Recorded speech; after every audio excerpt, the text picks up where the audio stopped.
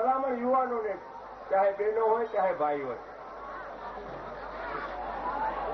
ભગવાને આપણને મનુષ્ય જન્મ આપ્યો છે. હું સૌને એવો આશીર્વાદ આપું કે આવા સત્કર્મ કરતા રહો, સૌ સુખી રહો, નિરોગી રહો અને આનંદથી આ સંસારમાં સુખ ભોગવો. ભગવાન તમને ખૂબ શક્તિ આપે એવું ભગવાન વિષ્ણુને, ભગવાન શિવને, ભગવાન બ્રહ્માને, મા જગદંબાને પ્રાર્થના કરો. અને બધા એક ફરીને બોલો કે આપણો ટાઈમ થોડો છે. હવે હું વિરામીશ.